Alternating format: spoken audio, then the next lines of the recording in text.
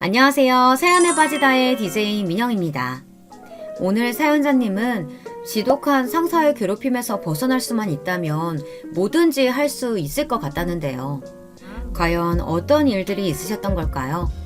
오늘도 두 가지의 사연이 준비되어 있으니까 끝까지 함께 해주시고요. 그럼 오늘의 첫 번째 사연 만나볼게요.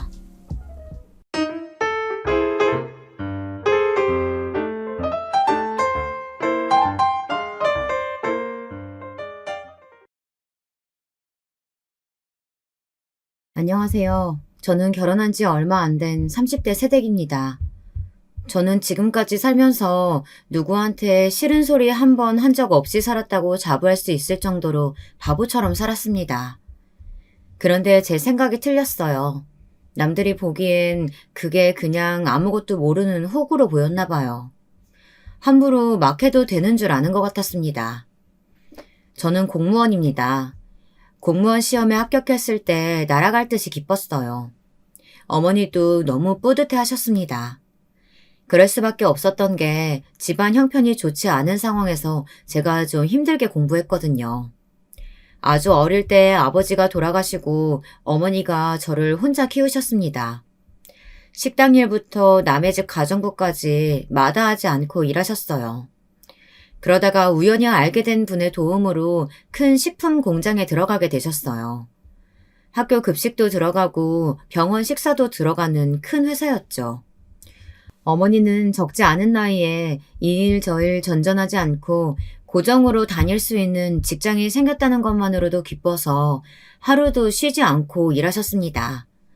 무엇보다 매달 같은 날 월급이 들어온다는 게 너무 좋다고 하셨어요. 급식비 하루 이틀 늦어서 학교에서 연락 올 때마다 내가 너한테 얼마나 미안했는지 몰라. 이제 꼬박꼬박 월급 받으니까 절대 그런 일은 없을 거야. 어머니는 혼자 힘으로 저를 키우시는 것만으로도 힘드셨을 텐데 넉넉하지 못하게 키워 미안하다고 하셨어요. 첫 월급을 받으셨을 때 가장 처음으로 하신 일이 제 학원을 등록해 주신 일이었습니다. 저는 괜찮다고 했지만 어머니는 저를 위해 쓰는 돈은 하나도 아깝지 않다고 하셨어요. 거기다가 더 대단한 건 어머니는 힘들다는 말을 한 번도 한 적이 없으시다는 겁니다. 새벽에 가장 먼저 출근해 가장 늦게 퇴근하면서도 말이죠. 더군다나 마음씨도 고우세요.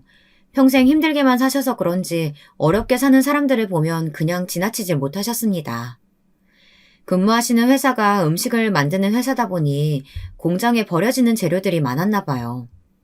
아까운 음식이 버려지는 게 아무래도 마음에 좋지 않으셨는지 근무하는 회사 사장님에게 어머니가 건의해 한 달에 두세 번씩 보육원이나 불우한 이웃들을 도울 수 있는 봉사에 참여하기도 했었어요. 어린 제가 봐도 어머니는 존경할 만한 분이었습니다. 그런 성실한 어머니를 보며 자라서인지 저도 어머니를 닮고 싶었어요. 그리고 어머니에게 힘이 되는 사람이 되고 싶었습니다. 그래서 저는 일찌감치 진로를 정했어요. 고등학교를 졸업하자마자 공무원 시험을 봤습니다. 어머니는 그럴 필요 없다고 남들처럼 대학에 가라고 하셨지만 제가 원하는 건 남들처럼 사는 삶이 아니었습니다. 안정적인 삶을 하루라도 빨리 누리며 어머니를 돕고 싶다는 생각뿐이었어요. 사실 어머니는 제 앞에서 티내진 않으셨지만 저는 알고 있었습니다. 어머니 건강이 좋지 않으시다는 걸요. 어릴 때부터 천식을 오랫동안 알아오시기도 했고 일을 오래 해서 그런지 무릎이며 허리, 성한 곳이 없었습니다. 제가 고등학교 때 일이에요. 학교가 일찍 끝나 어머니가 일하시는 회사로 간 적이 있었어요. 어머니는 공장 앞에 줄줄이 세워져 있는 트럭에서 제 몸만한 한 박스를 들고 공장으로 나르고 계셨습니다. 혼자서 말이죠. 그전까지 어머니가 그냥 회사에서 일하는 줄만 알았지 직접 일하시는 모습을 본 건 처음이었어요. 아줌마, 굼뜨기 아직도 그러고 있으면 어떡해요? 뒤에 차에서도 물건 다 빼야 되는데.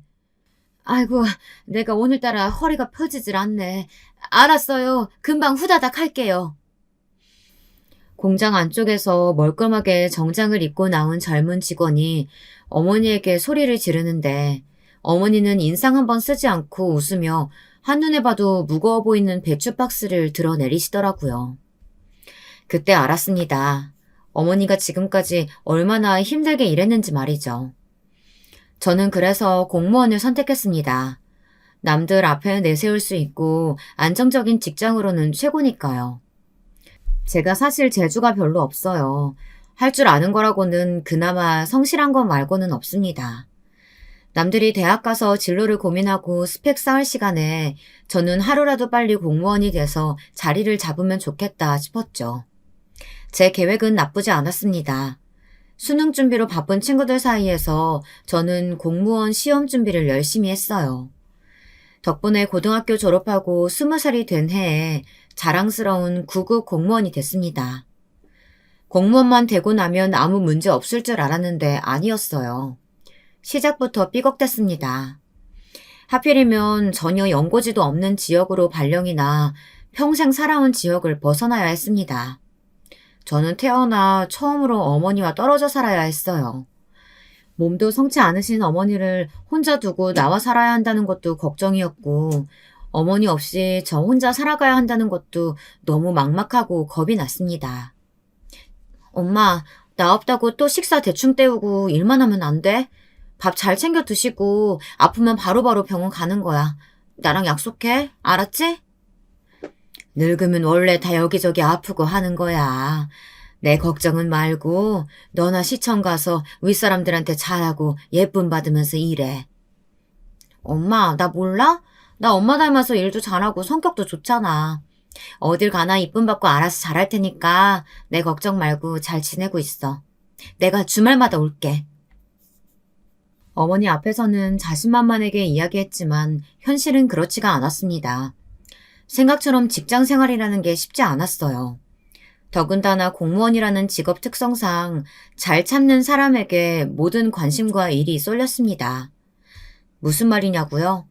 공무원이라는 게 말이 좋아 철통밥이지 사실 버티기가 여간 힘든 일이 아니더군요. 저는 시청에 들어간 지 한 달이 지날 때까지 한 번도 어머니에게 가지 못했습니다. 왜 그랬냐고요? 정말 갈 수가 없었어요. 몸도 너무 피곤하고 일이 많아 갈 수가 없었습니다. 출근하고 업무 파악을 하기도 전부터 제가 전담해서 해야 하는 일이 너무 많았어요. 아무것도 모르는 신입이나 다름없는데도 아무도 일을 가르쳐주지 않았습니다. 저는 혼자 힘으로 일을 해내느라 매일 정신이 하나도 없었어요. 정말 멘탈이 털린다는 게 바로 이런 상황을 두고 하는 말인 것 같더라고요. 종효 씨는 원래 눈치가 없는 스타일인가 봐? 시작은 이랬어요. 철출근하고 며칠 되지 않을 때의 일입니다. 제가 들어오기 전 가장 막내였던 선임이 제게 다가와서 다짜고짜 따지듯 말했어요. 선임인 내가 8시에 출근하는데 종효 씨는 9시에 출근하더라? 아, 네? 원래 출근 시간이 9시 아닌가요? 저는 정말 선임의 말이 무슨 말인지 모르겠더라고요. 9시 출근이라 9시까지 출근했는데 뭐가 문제라는 건지 몰랐습니다. 그런데 선임이 하는 말이 가관이었어요. 앞으로는 저더러 8시까지 출근하라네요. 저희 부서의 5급 계장님께서 그렇게 하라고 하셨다고요. 종효 씨 오기 전까지는 내가 모닝 다방 담당이었거든. 이제는 종효 씨가 9급 막내니까 앞으로는 종효 씨가 해. 저는 선임의 말에 어안이 벙벙해 말이 나오질 않았습니다. 너무 기가 막혀서요. 모닝 다방이라니 모닝 커피도 아니고 태어나 처음 들어보는 말이었습니다. 알고 보니 모닝 다방이라는 게 우리 부서에서는 대대로 전해져 오는 암묵적인 관례 같은 거였나 봐요. 9급 공무원 중 막내가 항상 1시간 전에 출근해 상사들의 책상과 회의실 청소를 해놓고 직원들 취향대로 커피를 준비하는 일이었죠. 그런 게 있는 줄은 전혀 몰랐어요. 근데 그건 공무원으로서의 업무와는 전혀 상관없는 일 아닌가요? 와, 정혜 씨는 눈치만 없는 게 아니라 융통성도 없구나. 회사 생활하는데 어떻게 회사 업무만 딱딱 맞춰서 해. 아무리 그래도 시청 일 때문이 아니고 상사분들 심부름 때문에 1시간씩이나 일찍 출근하는 건 이해하기 어려운데요. 선임의 말대로 제가 정말 눈치도 없고 융통성도 없는 걸까요? 저는 아무리 생각해도 1시간씩이나 일찍 출근해야 하는 이유를 납득하기 어려웠습니다. 선임은 제 말이 거슬렸는지 갑자기 버럭 소리를 지르더라고요. 하지 말아야 할 말까지 가리지 못하면서요.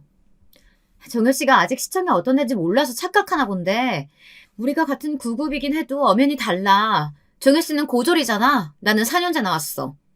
그러니까 잔말 말고 내가 시키는 대로 해. 기가 막혔습니다. 그 와중에 이건 또 무슨 소리인가 싶더군요. 똑같이 공무원 시험 봐서 같은 9급 공무원이면 똑같지 거기다가 대고 뭘 또 고졸 대졸 나누는 건가 싶었습니다.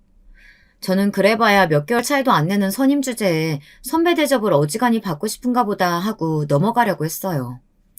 그런데 점점 더 도가 지나치게 굴더군요. 그날은 금요일이었어요. 업무를 마치고 퇴근하려는데 그 9급 선임이 다가오더니 쪽지 한 장을 건네주더군요. 처음 보는 주소가 적혀 있었어요. 제가 이게 뭐냐고 물었더니 우리 부서 계장님 댁 주소라고 하더군요.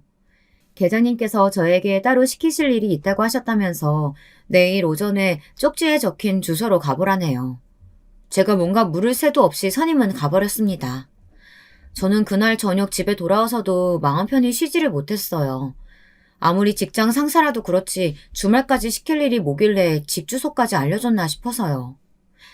그런데 정말 그 다음 날 아침부터 계장님에게 연락이 왔습니다.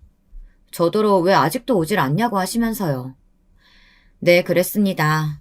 계장님은 토요일 오전 댁에서 저를 기다리고 계셨던 거예요. 저는 무슨 일 때문에 그러시냐고 물었어요. 그러자 계장님이 낮은 한숨을 뱉으시더니 잔말 말고 지금 당장 오라고 하셨어요. 저는 계장님의 목소리를 듣자마자 너무 긴장했습니다. 평소 시청에서 본 모습과는 달라 보였거든요. 저는 곧바로 택시를 타고 쪽지에 적힌 주소로 갔습니다. 그런데 저를 보자마자 계장님은 인상을 구기시더니 왜 이렇게 늦었느냐고 짜증을 내더군요. 그러고는 본인의 차 키를 제게 휙 던졌어요. 제게 운전을 하라는 이야기 같아 저는 운전면허가 없다고 이야기했습니다. 그러자 제게 던졌던 차 키를 획 뺏어버리더군요. 종효 씨는 고졸이라더니 학교 졸업하고 놀면서 운전면허도 안 따고 지금까지 뭐 했어? 아이고, 배운 게 없으면 몸으로라도 때울 줄 알아야지. 쓸모가 없네 없어. 저는 주말 아침부터 제가 왜 이런 소리를 듣고 있어야 하나 기분이 상했습니다. 저는 도대체 무슨 일 때문에 부르신 거냐고 물었어요. 우리 큰딸이 오늘 피아노 콩쿠르 대회 있어서 운전 좀 해달라고 불렀더니 운전도 못하는 사람을 괜히 기다렸네. 나 콩쿠르 갔다가 올 테니까 우리 둘째 좀 봐줘. 남편이 출장 중이라 애 봐줄 사람이 없거든. 계장님, 제가 계장님네 애를 왜 봐요? 급한 일이 있으신 거면 가족들에게 부탁하시거나 시터를 고용하셔야죠. 무턱대고 본인 할 이야기만 하고 나가려는 계장님의 앞을 가로막았습니다. 도대체 저더러 왜 본인의 아이를 보라는 건지 이해가 되질 않았거든요. 와, 어이가 없네. 종효씨, 평생 9급으로 있고 싶어? 이런 식으로 하면 나 종효씨 업무평가 좋게 못 줘. 나 좀 늦을 것 같으니까 애 굶기지 말고 밥 잘 챙겨 먹어. 갔다 와서 내가 다 확인할 거니까. 세상에, 뉴스에서만 보던 일이 실제로 제게 일어났습니다. 이런 게 바로 직장 내 괴롭힘인가 싶더군요. 상사라고 업무평가를 인질로 삼아 사적인 일에 직원들을 마음대로 휘두르고 있었어요. 9급 선임은 지금까지 자신이 해오던 일을 저에게 다 떠넘긴 거였죠. 저는 어쩔 수 없이 그날 하루 종일 계장님네 둘째를 돌봤습니다. 태어나 처음으로 5살짜리를 먹이고 재웠어요. 어머니를 따라 보육원에 가서 봉사하는 일과 별로 다르지 않았지만 마음이 달랐습니다. 자꾸만 울컥울컥 눈물이 차올랐어요. 그 이후에도 계장님은 개인적인 일에 자꾸만 저를 부르셨습니다. 계장님 댁 집안 행사 때는 물론이고 시댁 김장에 아이들 픽업까지 별의별 일에 저를 다 부르셨어요. 명분은 일하면서 애 키우는 게 이렇게 힘든 거다. 종효 씨는 결혼하지 말아라 라고 힘든 척하면서 결국은 제가 거절하지 못하게 말을 돌려 계속 사적인 일을 시키는 거였죠. 계장님이 정말 급한 일이 있으셔서 제게 도움 청하는 거라면 들어드릴 수는 있어요. 하지만 제 업무 평가를 빌미로 자꾸만 사적인 일을 시키시면 시청에 신고서를 제출할 수밖에 없습니다. 저는 고민 끝에 계장님에게 제 생각을 말씀드렸어요. 더는 참을 수가 없더라고요. 종효 사문관은 일에 욕심이 없나 봐?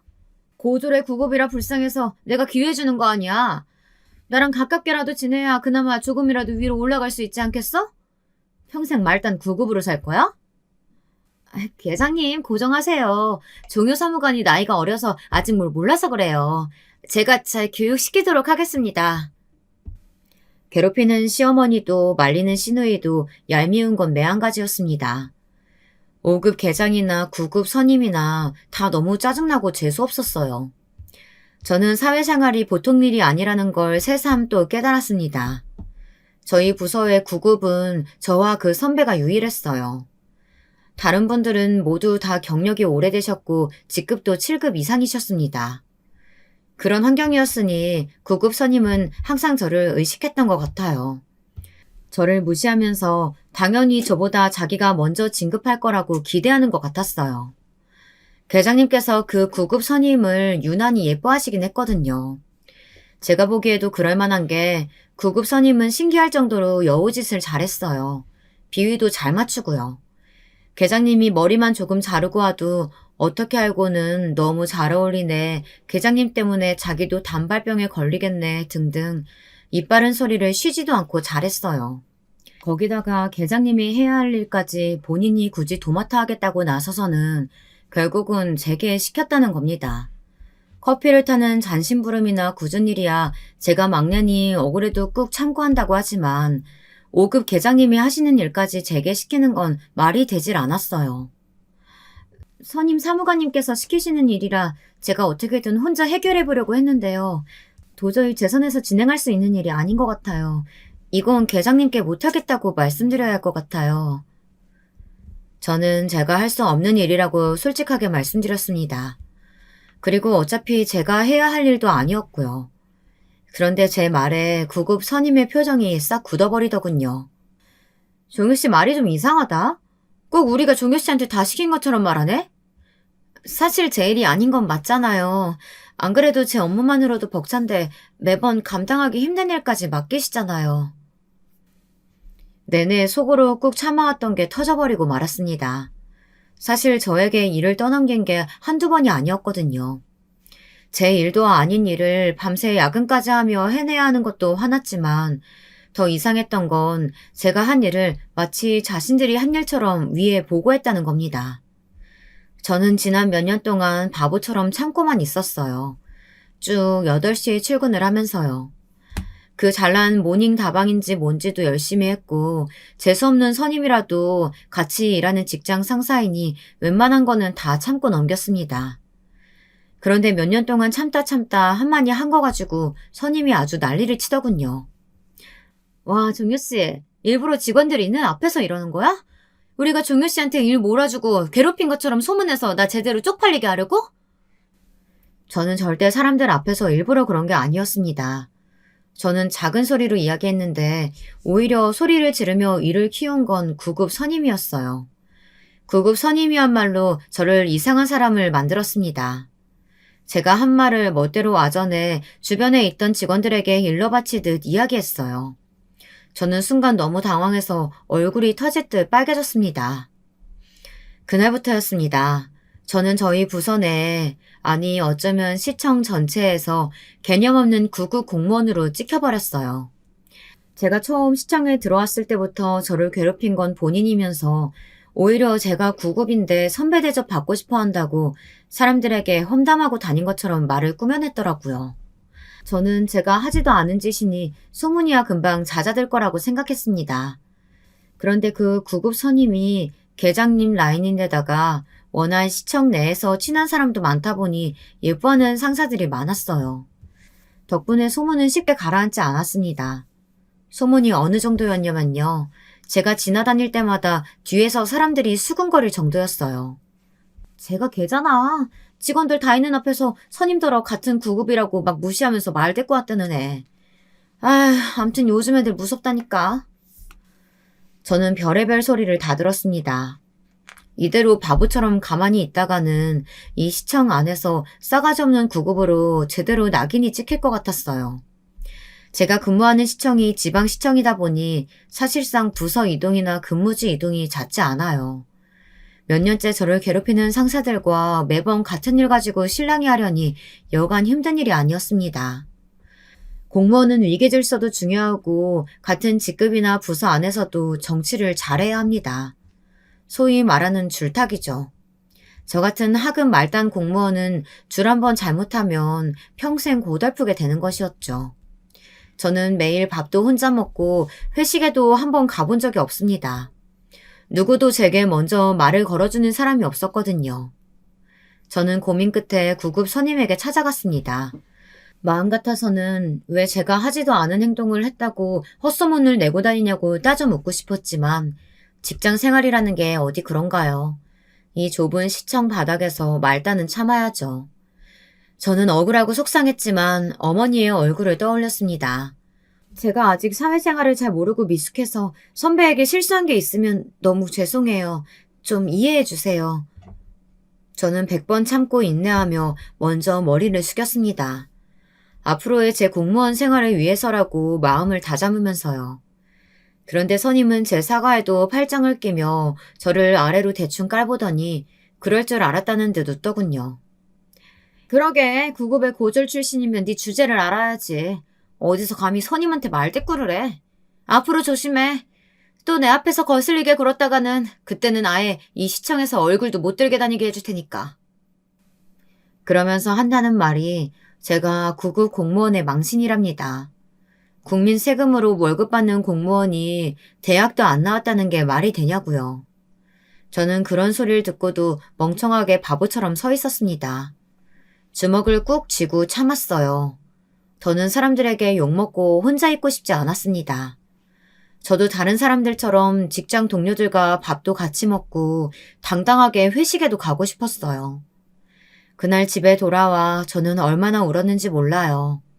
지금까지 30년 넘게 살면서 누구한테 피해 한 번 준 적 없고 남들이 답답하다고 할 정도로 착하게만 살았는데 제가 왜 이런 무시를 당해야 하나 싶었습니다. 저는 그날 눈물을 훔치며 다짐했어요. 어떻게든 이 시청 안에서 끝까지 버티겠다고요. 그 재수없는 선임들보다 오래오래 말이죠. 우선 가장 먼저 해야 할 일은 진급이었습니다. 저도 공무원이 된 지 5년이 넘었으니 충분히 가능한 일이었어요. 제 다짐은 다행히도 금방 이룰 수 있었습니다. 저는 9급 선임보다 먼저 7급으로 승진했어요. 9급 선임이 계장님에게 저보다 이쁨이야 많이 받았지만 근무 연수도 얼마 차이 나지 않는데 업무 평가나 업무 추진 능력에서 제가 월등히 높았거든요. 그러다 보니 사실 당연한 결과였습니다. 저는 너무 기뻤어요. 하지만 티를 낼 수 없었습니다. 선임 앞에서 티내봐야 좋은 소리 들을 리 없으니까요. 아무리 여우짓을 잘하고 정치질을 잘해봐야 사실 일 잘하는 거를 따라올 수는 없습니다. 그 전까지만 해도 제 소문으로 인해 시청 사람들이 저에 대한 인상이 썩 좋지 않았었는데 막상 제가 다른 9급 공무원에 비해 빠르게 승진하자 다들 저를 인정해주는 분위기였어요. 빠릿빠릿하게 일도 잘하고 제가 진행한 일은 언제나 결과가 좋았다고요. 저는 시청에 들어온 지 몇 년 만에 드디어 제 진가가 조금씩 드러나는 것 같아 마음이 놓였습니다. 하지만 선임은 여전히 저를 인정하지 않았어요. 오히려 자신보다 먼저 승진한 저를 잡아먹지 못해 안달이었습니다. 반면 저는 승진을 한 덕분인지 한결 마음이 가벼워졌어요. 저를 볼 때마다 눈을 흘기고 다른 직원들과 제 뒤에서 속삭거려도 전처럼 기분 나쁘지 않았습니다. 제 자존감이 한결 올라간 것 같았어요. 그러던 어느 날이었습니다. 제가 결혼을 하게 됐어요. 전에는 시청 일이 너무 힘들어서 연애할 생각도 못했는데 승진을 하고 나니 연애도 알아서 슬슬 풀렸습니다. 남편은 어머니가 봉사 다니는 보육원 원장님께서 소개해 주셨어요. 저도 어머니를 보러 가는 날이면 종종 함께 봉사를 갔었었는데 그때마다 원장님께서 저를 좋게 봐주셨더라고요. 남자가 인물도 좋고 성격도 좋은데 집안이 아주 빵빵해. 시아버지들 집안이 다들 지역에서 한 자리씩 하는 유지들이라니까. 그렇게 조건 좋은 남자가 저를 좋다고 할까요? 저는 대학도 안 나오고 얼마 전까지 9급 공무원이었는데. 승진으로 인해 자존감이 좀 올라가기는 했지만 그렇다고 지금까지 시청 내에서 사람들에게 무시당하고 괴롭힘 당했던 게 하루아침에 사라지는 건 아니었습니다. 저도 모르는 사이 지난 일들이 내면에 상처로 남은 것 같았어요. 무슨 그런 걱정을 해. 내가 그런 거 따지는 속물 들이면 소개하겠어? 내가 워낙 참한 아가씨고 공무원이라고만 했는데도 남자네 쪽에서는 무조건 좋대. 소개를 주선한 원장님 말에 의하면 남자도 남자지만 집안이 정말 괜찮다고 강조하셨어요. 경제적으로 좋은 것뿐만 아니라 인품도 너무 훌륭하다고요. 소개받은 남자의 집안에서도 보육원에 꽤 오래전부터 기부도 많이 하고 지원도 많이 했다고 했습니다. 원장님 말씀대로 남편은 정말 좋은 사람이었습니다. 시부모님도 마찬가지였어요. 홀어머니의 외동딸, 거기다가 고졸인 저를 전혀 편견 없이 바라봐 주셨습니다. 당연히 아버지가 일찍 돌아가신 게 제 잘못도 아니고 고졸인 게 부끄러울 일도 아니지만 전부 다 그렇게 생각하는 건 아니잖아요. 시부모님은 저를 너무 예뻐해 주셨습니다. 안싸돈 닮아서 며느리 될 애가 인상이 참 좋네요. 거기다가 시청에서도 일찌감치 인정받아 승진도 제일 빨리 했다고요? 아이고, 안사돈께서 너무 기특하시겠어요. 상견례 자리에서 시아버지는 어머니에게 저 같은 딸이 있어 너무 좋겠다고 하셨어요. 어머니께서는 제가 원래 어릴 때부터 의젓했다고 그 흔한 사춘기 한 번 없었다고 칭찬하셨습니다. 그러자 시어머니까지 나서셔서 맞장구를 치셨어요. 어쩜 여자 몸으로 혼자 이렇게 딸을 잘 키우셨어요. 너무 대단하세요. 앞으로 우리 다 한 가족이니까 모든 힘든 일 있으시면 다 말씀하세요. 저희가 할 수 있는 한 힘껏 돕겠습니다. 저는 항상 어머니만 생각하며 어떻게 하면 어머니를 행복하게 해드릴 수 있을까만 생각하며 살았습니다. 그런데 제 인생에 이런 복이 다시 있을까 싶을 정도로 좋은 남자를 만났어요. 거기다가 시부모님까지 너무 좋으셨습니다. 지금까지 고되고 힘들었던 제 인생도 이제야 빛을 보나 보다 싶었어요.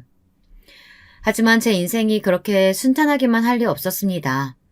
결혼을 앞두고 하필이면 또 일이 벌어졌어요.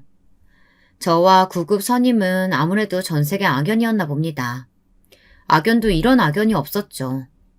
글쎄 저와 같은 날 결혼을 한다더군요. 워낙 친하질 않다 보니 서로 결혼하는 줄도 모르고 있다가 청첩장을 돌릴 때 알아버렸어요. 같은 날짜에 시간대도 비슷한데 결혼식장 위치가 멀어서 시청 직원들 입장에는 곤란할 것 같더라고요.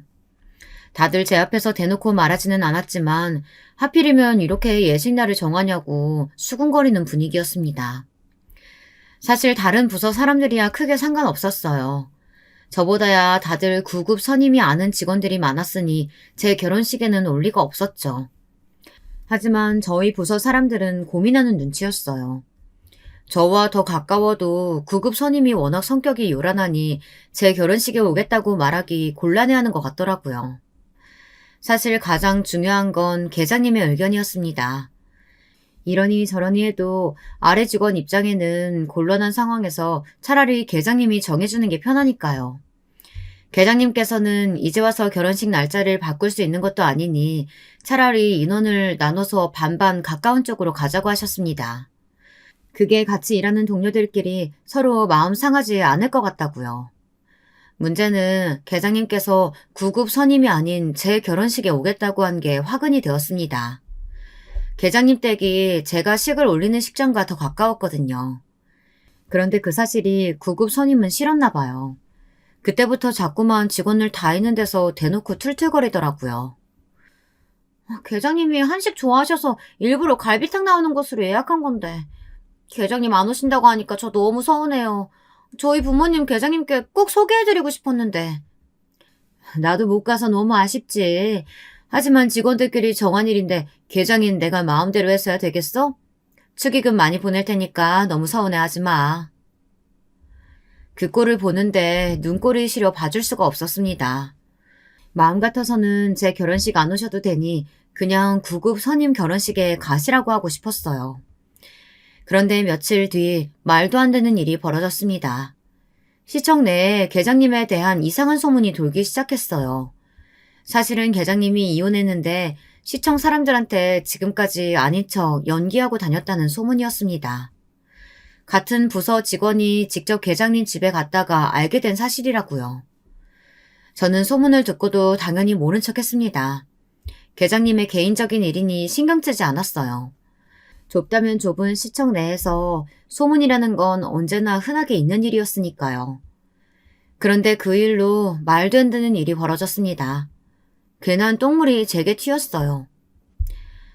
아무래도 내가 잘못 생각한 것 같아. 결혼식은 사적인 일인데 내가 멋대로 누구는 여기로 가라 저기로 가라 할 권한은 없는 건데 내가 괜히 나섰어. 우리 그냥 각자 자기가 가고 싶은 직원 결혼식 쪽으로 가기로 하자. 계장님의 태도가 갑자기 180도 달라져 버렸습니다. 난 지혜씨 결혼식장으로 갈게. 그리고 종효 사무관은 서운해하지 마. 종효씨 결혼식은 나 말고도 갈 사람 많을 테니까. 계장님께서 직원들이 다 있는 앞에서 제 결혼식장에는 못 오겠다고 하셨어요. 저는 아무리 그래도 따로 이야기할 수 있는 걸 왜 굳이 저렇게 대놓고 말씀하시나 했습니다. 이건 분명 일부러 그러시는 거라고 밖에는 생각할 수 없었죠. 그런데 그날 저녁 생각지도 못한 일을 당하고야 말았습니다. 퇴근하던 저를 따로 부르신 계장님께서 다짜고짜 저를 쏘아붙이셨어요. 김종효, 네가 감히 날 엿먹여? 내가 몇 번 집에 불러서 개인적인 일 좀 시켰다고 앙심 품고 감히 이딴 식으로 사람을 바보 만들어? 저는 도대체 무슨 소리인지 몰라 왜 그러시느냐고 물었습니다.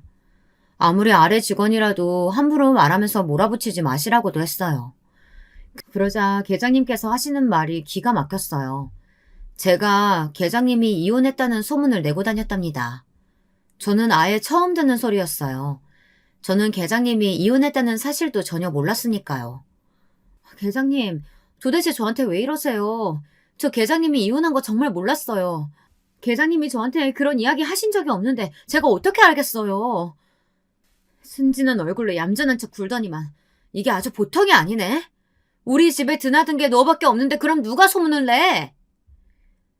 계장님은 구급 선임이 아닌 당연히 제가 소문을 냈다고 생각했어요. 저는 아니라고 절대 제가 그런 게 아니라고 했지만 믿지 않았습니다. 계장님은 그 일 때문에 제 결혼식에 오지 않겠다고 한 거였어요. 이건 굳이 물어보지 않아도 누가 꾸민 일인지 알겠더라고요. 안 봐도 당연히 그 제스탱이 구급 선임이었죠. 저와 같은 날 결혼식인데 계장님이 제 결혼식에 오시는 게 싫어서 이런 짓까지 벌인 게 분명했습니다. 정말 유치해서 상대하고 싶지도 않았지만 아무리 생각해도 제가 하지도 않은 일로 괜한 오해를 받는 게 억울해 따져 물었습니다. 하지만 따져 물으면 뭐 하겠어요. 구급 선임은 작정하고 제 앞에서 아주 딱 잡아댔는데요. 오히려 제가 하지도 않은 말을 했다면서 거짓말까지 했어요.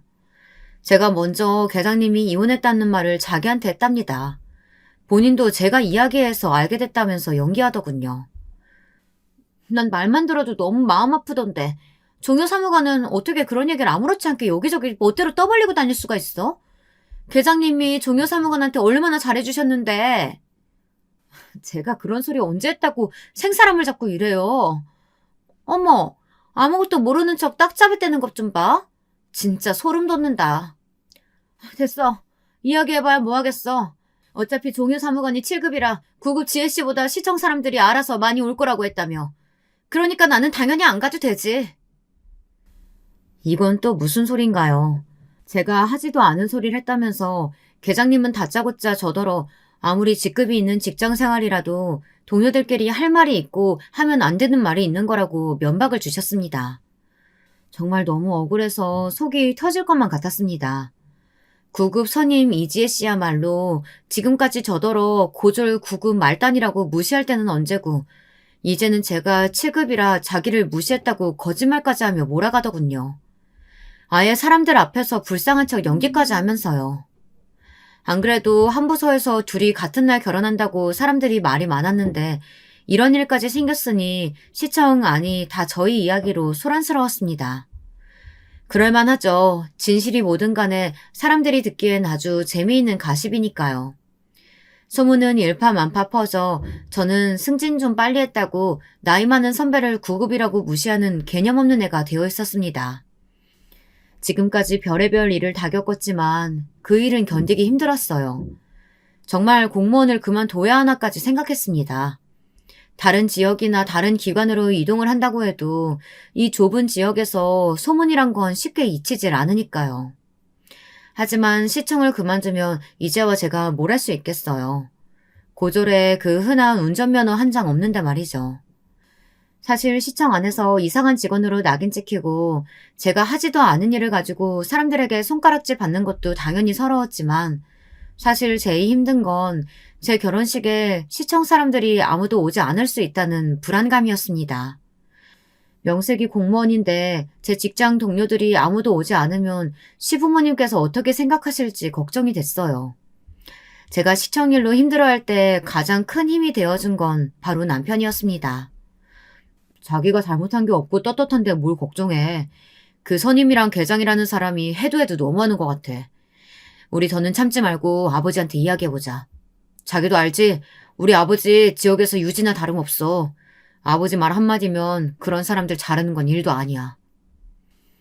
저는 남편에게 말이라도 고마웠습니다. 지금까지 언제나 저는 혼자라고 생각했어요. 어머니와 떨어져 살면서 매일 시청에서 받는 스트레스를 온전히 혼자 감수했었거든요. 그런데 남편이 저를 위해 뭐든지 해줄 것처럼 말해주니 너무 든든했습니다. 저에게도 제 편이 생긴 것 같아서요. 남편에게 시부모님에게는 이야기하지 말아달라고 했어요. 결혼도 전에 직장 생활도 스스로 하지 못하는 못난 며느리로 보이고 싶지는 않았거든요. 저는 지금까지 해오던 대로 이번 일도 꿋꿋이 잘 해결해 나가기로 했습니다. 그런데 우려하던 일이 현실로 일어났습니다. 저희 부서 사람 중 누구도 제 결혼식에 오질 않았어요. 단 한 명도 말이죠. 시청에서 일하면서 알게 된 다른 부서 직원들 몇 분이 와서 저를 위로해 주셨습니다. 계장님 성격을 아는 분들은 그냥 그러려니 하라고 하기도 하셨어요. 저도 마음속으로는 그럴 수 있다고 별일 아니라고 생각하려고 했지만 자꾸만 울컥하는 마음은 감출 수가 없었습니다. 신부 대기실에 앉아있는데 너무 속상하고 서러워서 눈화장이 다 번질 정도로 눈물을 흘렸어요. 저는 다시 한번 마음을 다잡았습니다. 그런 몰상식한 인간들과는 다신 상종하지 않기로요. 제가 공무원이 된 이유는 제가 사랑하는 어머니를 위해서였습니다. 그런 정신 나간 인간들 때문에 제 미래를 포기할 수는 없었어요. 거기다가 상황이 많이 달라졌습니다. 저에게는 든든한 가족이 더 많이 생겼으니까요. 괜히 풀죽어 기죽을 필요가 없었습니다. 저는 제 할 일을 더 열심히 했어요. 구급 선임이든 계장님이든 누구보다도 일 잘하고 인정받는 공무원이 되기로 했습니다. 그러던 어느 날이었습니다.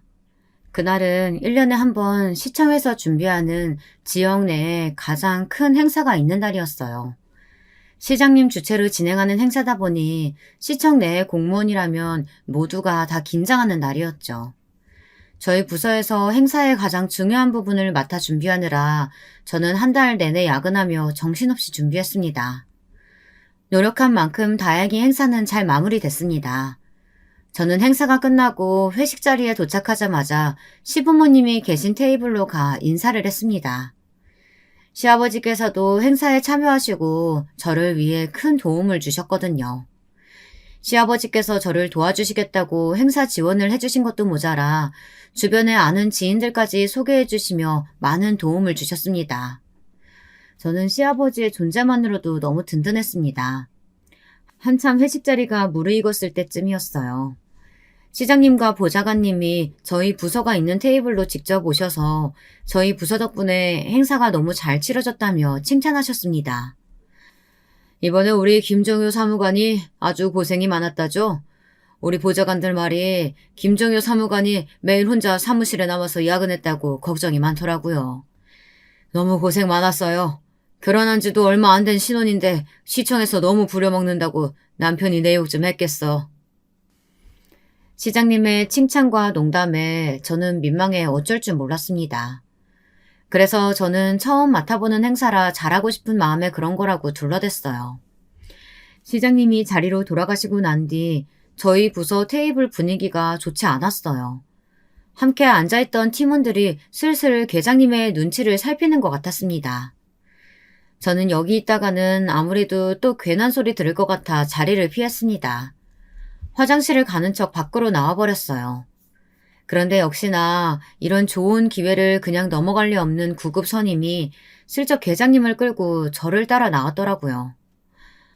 종려 사무관은 나이가 들어도 어쩜 그렇게 눈치가 없어? 계장님이 버젓이 계신데 시장님 앞에서 혼자 행사 준비 다 한 것처럼 굴어야겠어? 누가 보면 우리가 종효 씨한테 일 다 넘기고 아무것도 안 한 줄 알겠네. 굳이 화장실을 가려던 저를 끌고 식당 옆 구석으로 데리고 가 안 해도 될 말들을 짓거렸습니다. 제가 언제 혼자 다 한 것처럼 말했다고 그러세요. 그리고 엄연히 따지자면 행사 준비 한창일 때도 다들 저만 빼고 칼퇴근하신 건 맞잖아요. 시청 안도 아니고 어차피 회식 자리니 저도 할 말은 해야겠다 싶었습니다.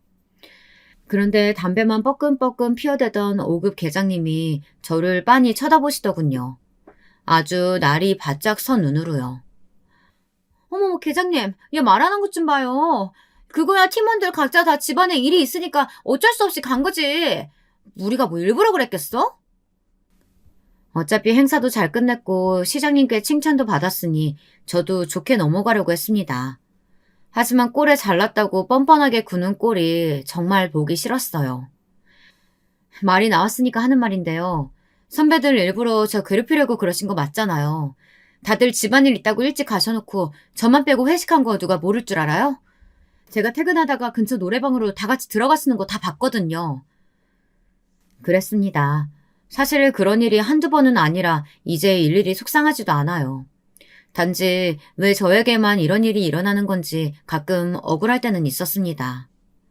아니 김종효 사무관님, 지금 무슨 소리라는 거예요? 우리가 언제 사무관님만 빼놓고 그랬다고. 와, 완전히 생사람 잡네.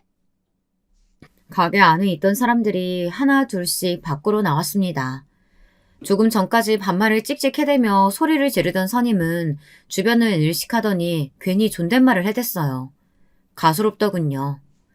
제가 그날 너무 속상해서 남편이랑 통화까지 했는데 제가 기억을 못하겠어요? 남편도 제 얘기 듣고 얼마나 속상했는지. 선배님들 직장 내 따돌림으로 신고까지 하라고 했다고요.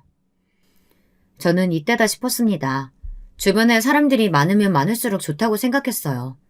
저희 부서 사람들의 만행을 다 알리고 싶어서요. 짝! 그 순간 생각지도 못한 일이 벌어졌습니다.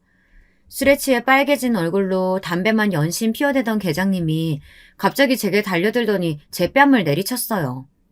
그것도 한 대도 아닌 여러 번을 갈겼습니다. 제 뺨이 새빨갛게 부어올랐습니다.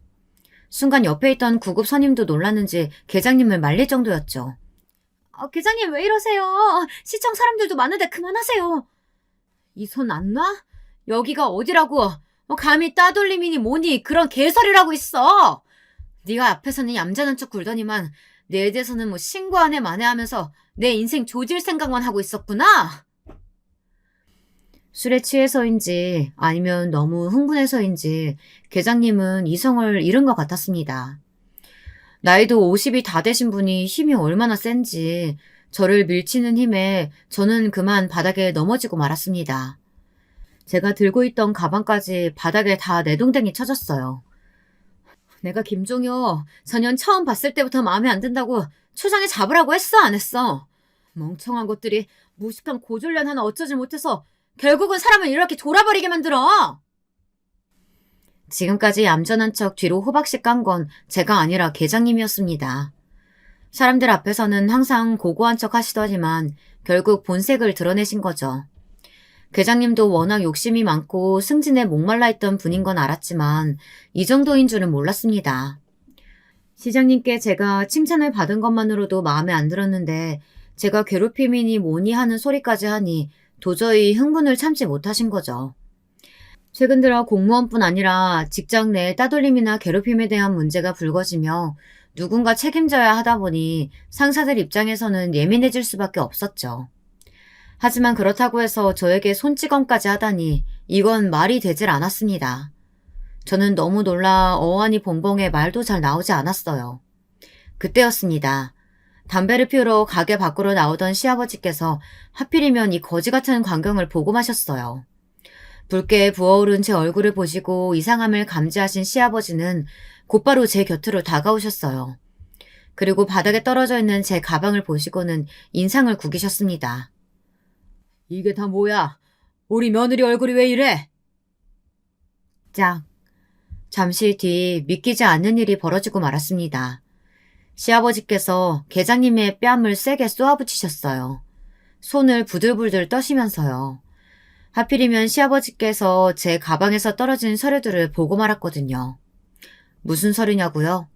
제가 틈틈이 적어놓은 신고서예요. 남편과 나눴다는 이야기가 농담만은 아니었습니다. 저는 같은 부서 선임들에게 불편한 일을 겪을 때마다 제가 겪은 일들을 일기처럼 상세하게 적어두었어요. 고소한다거나 시청 감식과에 신고하려고 준비한 건 아니었지만 정말 제가 참기 힘든 순간이 오면 필요하겠다 싶어 적어둔 거예요.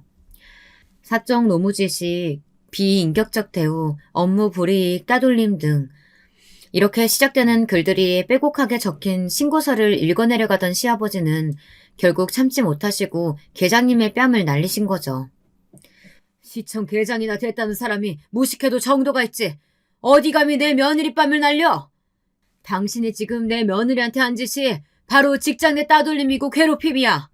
당신 내가 가만히 둘 것 같아? 다신 시청에 팔 못 붙이도록 해주겠어. 며느리 사랑은 시아버지라더니 시아버지 없는 사람 서러워 살겠나? 이깟 종이 한 장이 무슨 증거가 된다고 나를 시청에서 쫓아내요. 어디 할 수 있으면 해봐요. 이미 본색이 드러나서인지 계장님은 아주 뻔뻔했습니다. 시아버지 앞에서도 큰 소리를 떵떵 쳤어요. 저는 계장님이든 선임이든 도저히 봐줄 수가 없었습니다. 저는 곧바로 식당 안으로 뛰어들어갔어요. 그리고는 무작정 시장님에게 달려가 도와달라고 부탁드렸습니다. 시장님은 제 이야기에 놀라 한 걸음에 식당 밖으로 달려나오셨어요. 아무리 그래도 어떻게 시장님한테 일러 바쳤냐고요. 저희 시아버지의 일이라면 그럴 수 있었습니다. 이게 무슨 소리야? 자네들 지금 내 동생한테 무슨 짓 하는 건가? 동생? 시장님, 지금 누구한테 동생이라고 하신 거예요? 누구긴 누구야. 여기 김정유 사무관 시아버지가 내 하나밖에 없는 동생인데. 그랬습니다. 시장님께서는 바로 저희 시아버지의 친형님이셨어요. 다들 저를 미워하고 무시해서 제 결혼식에 오질 않았으니 알 턱이 없었죠. 그 순간 저희 시아버지는 시장님께 다가가 조금 전 있었던 일에 대해 다 이야기하셨습니다. 그리고 제가 적어둔 신고서 종이까지 시장님께 보여드렸어요. 순식간에 일은 걷잡을 수 없이 커졌습니다. 보좌관들은 뭘 멀뚱히 보고만 있어. 지금 당장 시청 공무원들 다 집합시켜. 이번 일은 내 명예를 걸고 절대 그냥 못 넘어가니까. 이 일에 연루된 사람들 다들 옷 벗을 각오들 해. 말 그대로 난리가 났습니다. 회식 자리에 있던 공무원들과 집에 돌아간 공무원들까지 다시 다 소환돼 시청으로 모였어요. 그리고 지난 몇 년 동안 있었던 시청 내의 불합리한 업무 지시나 직원들 사이에 있었던 아주 사소한 따돌림, 괴롭힘, 그런 관련 문제들을 하나하나 다 조사하라고 지시하셨어요. 바로 다음 날부터 시청은 발칵 뒤집혔습니다. 저와 저희 부서 사람들뿐 아니라 시청 내에 공무원들이 개별적으로 다 조사를 받고 진술에 참여했어요. 저는 몇 년 동안 제가 당했던 일들을 상세하게 이야기했습니다. 그날 이후 어떻게 됐냐고요? 계장님과 구급 선임은 징계를 받았어요. 남편과 시부모님은 시장님께 그 정도로는 용서할 수 없다고 지금 당장 잘라버리라고 하셨어요. 그런데 사건이 있고 얼마 뒤 계장님과 구급 선임이 저를 찾아오셨습니다. 정유 씨도 우리 집 와봤으니까 알잖아. 나 사실 남편이랑 헤어지고 혼자 애 둘 키우느라 정신이 없어. 공무원이라고 해봐야 월급 얼마 되지도 않은 거 가지고 혼자 애 키우느라 정말 아등바등 사는데 이대로 나 공무원 잘리면 애들이랑 나랑 거리로 나 앉아야 돼. 그렇게 자식 걱정하고 잘리는 게 무서운 분이셨으면 저한테도 그렇게 모질게 굴면 안 되는 거죠. 종효 씨, 미안해. 내가 정말 잘못했어. 용서해줘. 종효 사무관, 아니, 사무관님. 제가 구급 주제에 사무관님한테 너무했죠. 나도 계장님한테 잘 보이려고 하다 보니까 어쩔 수가 없었어요. 앞으로는 제가 저지른 만행 반성하면서 그렇게 살게요. 제발 이번만 용서해줘요. 계장님과 구급 선임은 제 앞에 무릎까지 꿇고 펑펑 눈물을 쏟았습니다. 당연히 진심이 아니라는 것 정도는 저도 잘 압니다. 제게 저지른 만행들도 당연히 용서가 안 되고요. 하지만 혼자의 힘으로 자식을 키운다는 소리는 차마 무시할 수가 없었어요. 여자 혼자 아이를 키우는 게 얼마나 힘든 일인지 제가 너무 잘 아니까요. 얼마 뒤 계장님과 선임은 다른 지역으로 발령을 받았습니다. 그날 이후 다신 볼 일이 없었어요. 제가 받은 상처야 당연히 말로 할 수 없을 정도로 힘들었지만 그래도 이번 일로 저는 더 소중한 것을 얻었어요. 바로 가족입니다. 지금까지 가족이라는 건 제가 챙기고 보호해야 할 대상이라고만 생각했었는데 저도 가족들에게 보호받을 수 있는 존재라는 사실을 알았으니까요. 저는 아주 잘 지내고 있습니다. 시청도 아주 잘 다니고 있고요. 제가 시장님과 가족이라는 사실이 삽시간에 소문이 나버렸으니 시청 생활이 전보다 아주 수월해졌거든요. 지금까지 저의 긴 이야기 들어주셔서 감사합니다.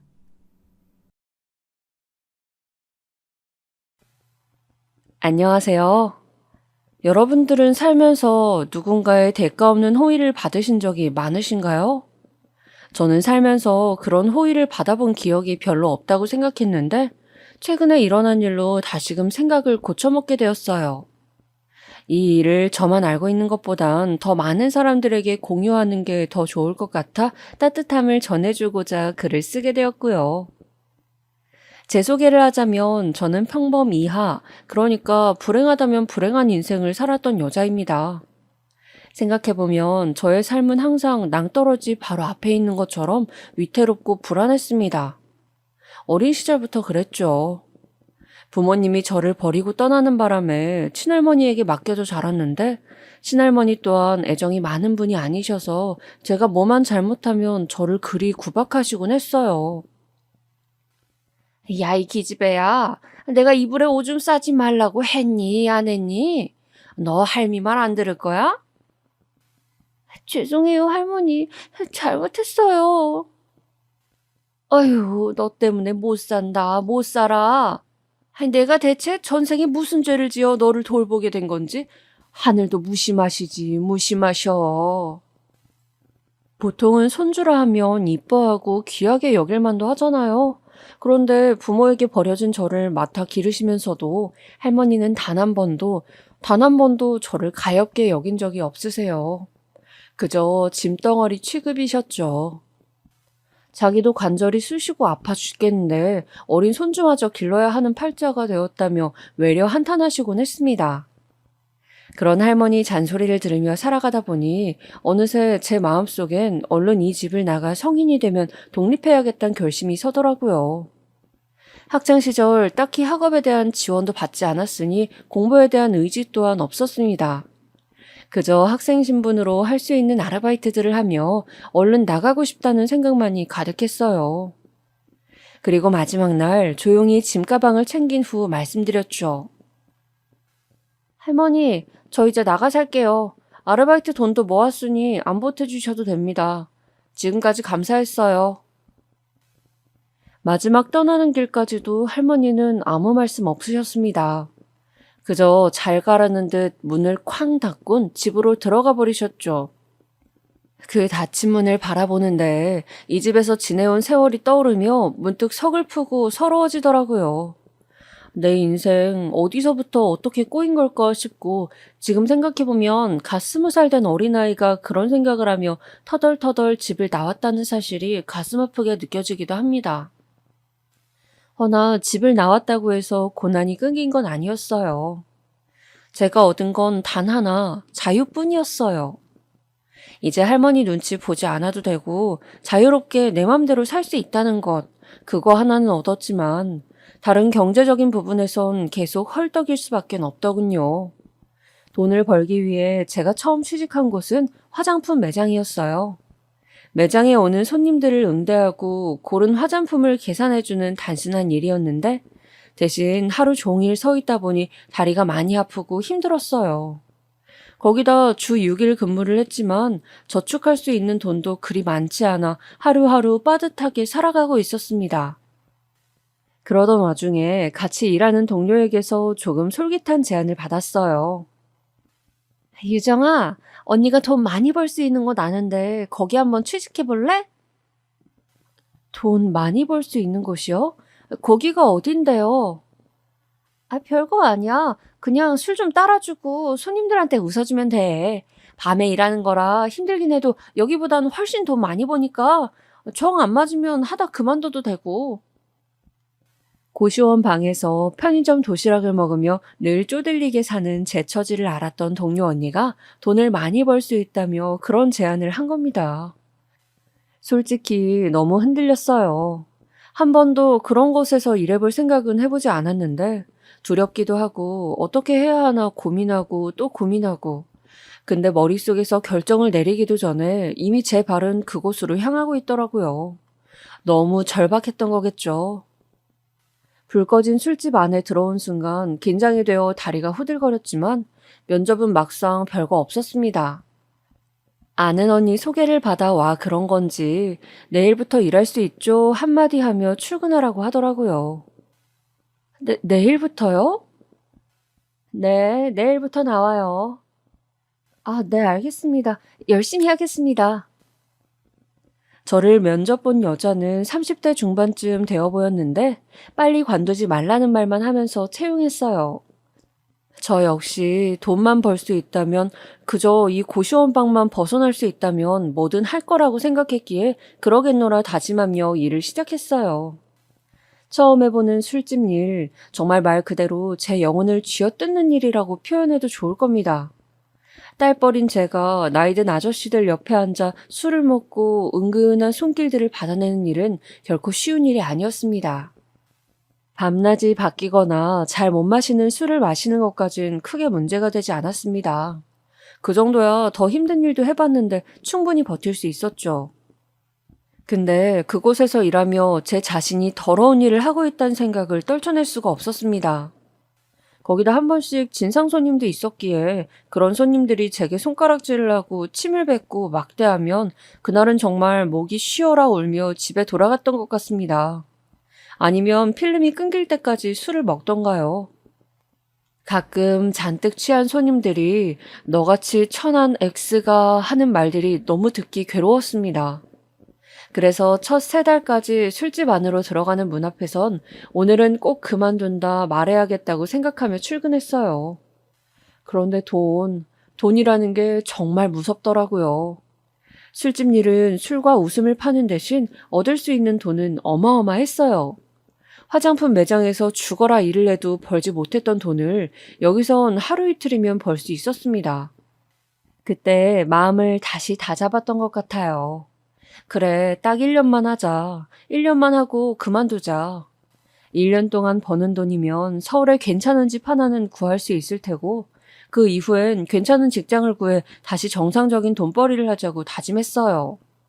그리고 그만두겠다는 생각을 접은 채 다시 일을 나가기 시작했습니다.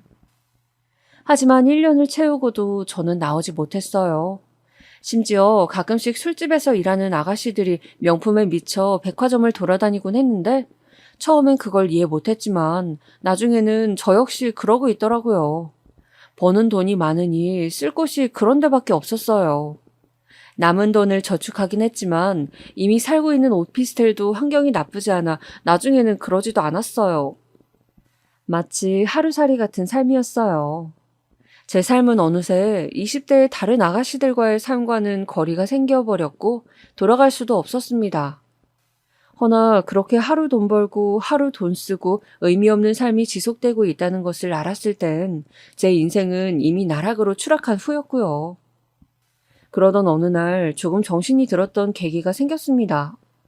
저희 술집에 30대 후반 정도 되는 남자가 일주일에 한두 번씩 오기 시작했는데 매너도 좋고 팁도 잘 챙겨주어 인기가 좋았습니다. 일하는 사람들에게 예의 있게 굴어 일하는 아가씨들이 그 방으로 많이 들어가려 했어요. 그런데 어느 날 원래 일하던 아가씨가 무단결근을 하면서 제가 그 남자를 접대하게 되는 일이 생겼는데요.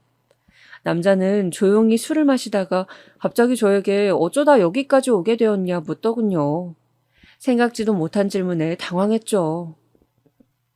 아, 저는 그냥 궁금해서 물어본 거예요. 말하고 싶지 않으면 안 해도 돼요. 네, 그게...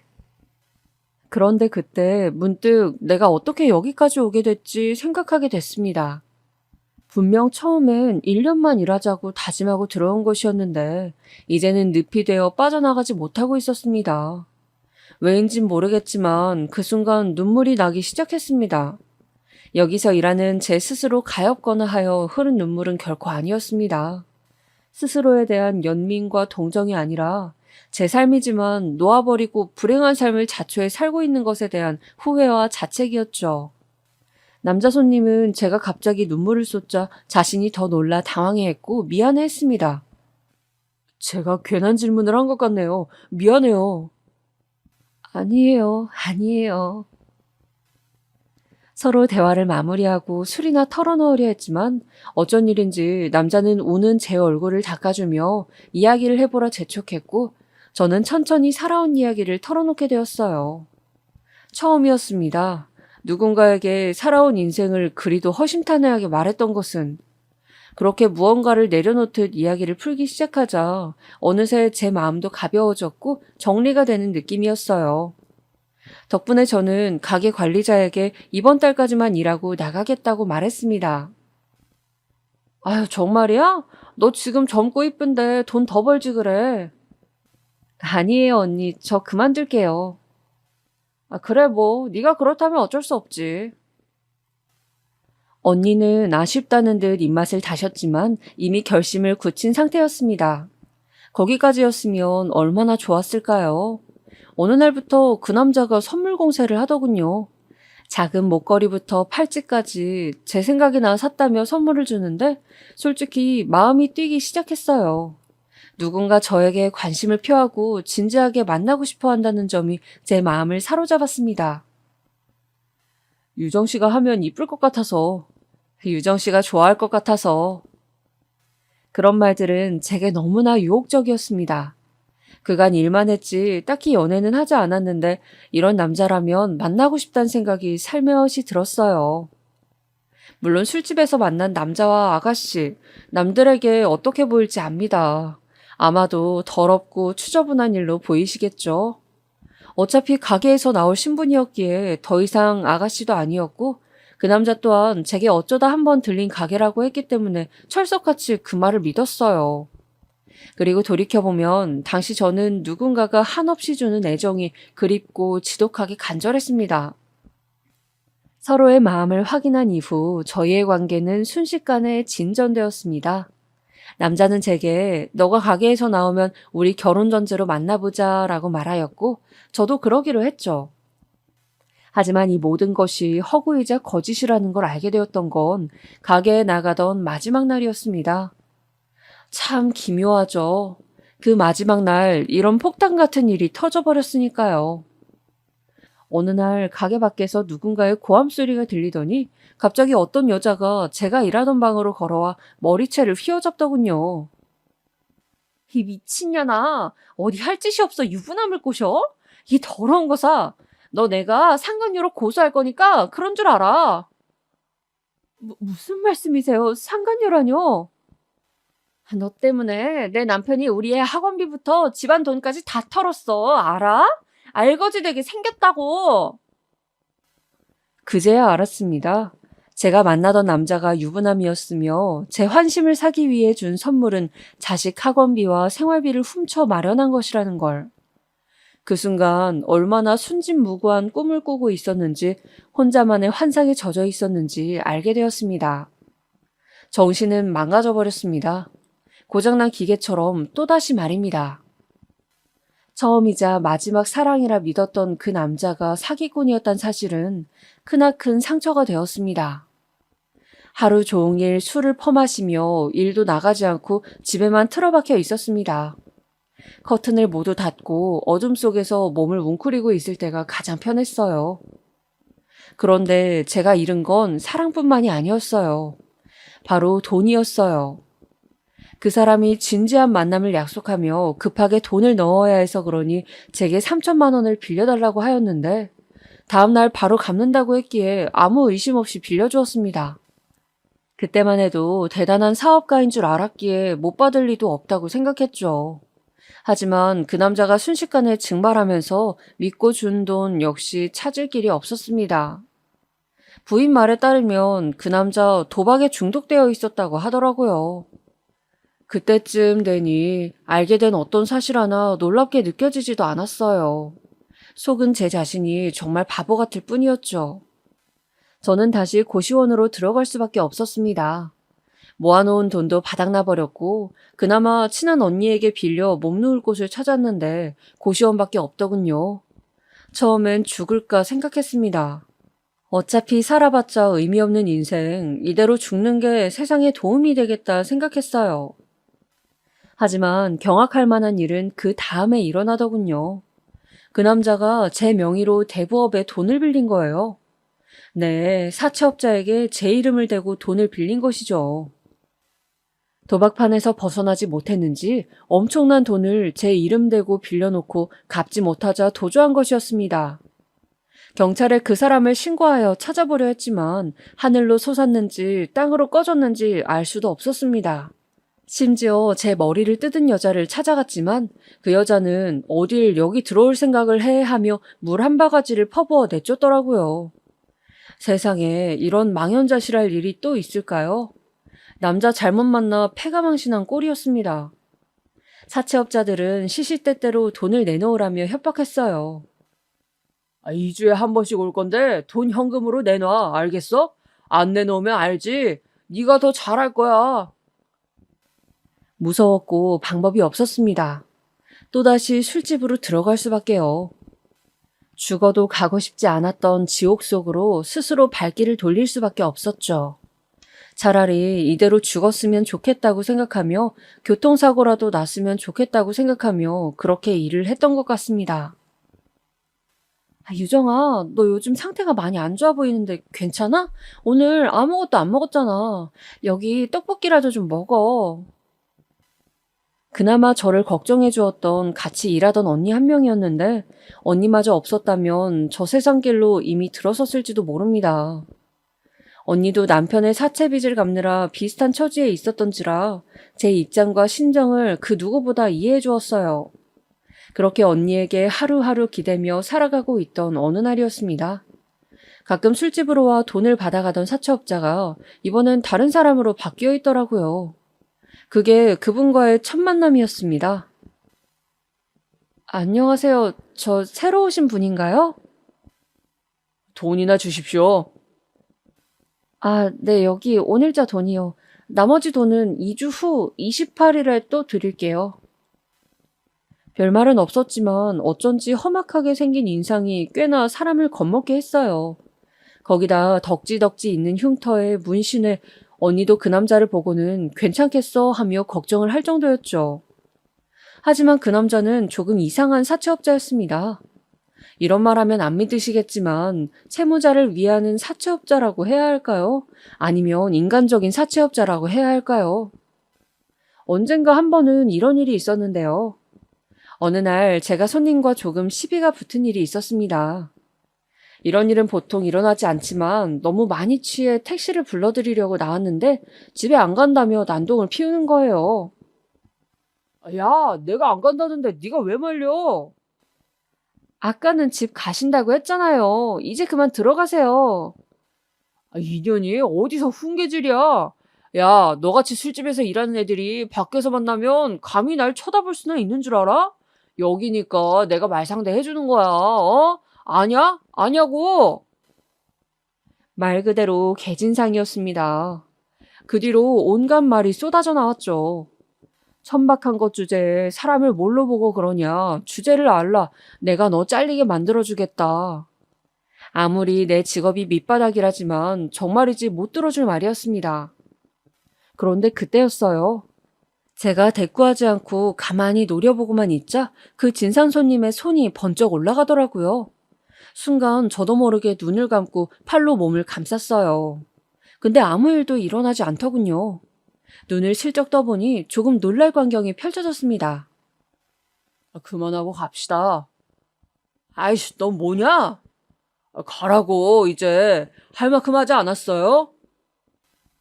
슬쩍 눈을 떠보니 그 사채업자분이 조용히 손을 잡고 말려주고 있더군요.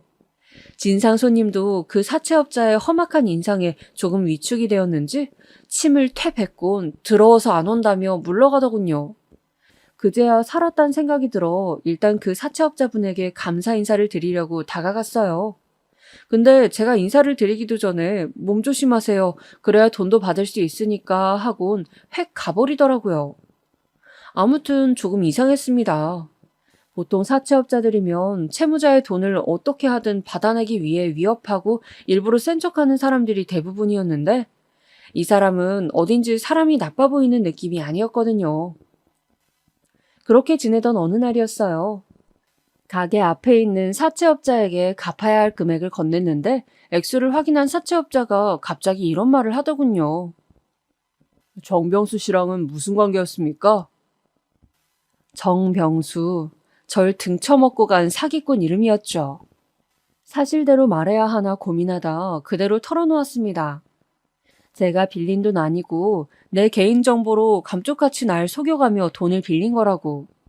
그러자 사채업자분은 인상이 확 찡그려지더니 제가 하고 싶은 욕을 대신해 주더라고요.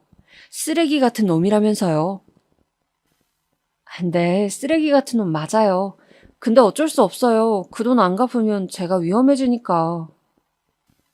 그런데 제 말이 끝나기 무섭게 사채업자의 눈빛이 조금 측은하게 변하더니 고생하라는 말을 남기고는 급하게 떠나더라고요. 누군가 쓰레기 같은 놈이라 욕해주니 좋기도 하고 그간 한 번도 입 밖으로 못 냈던 놈인데 회상하니 기분이 더럽기도 하고 아무쪼록 기분이 묘한 날이었습니다.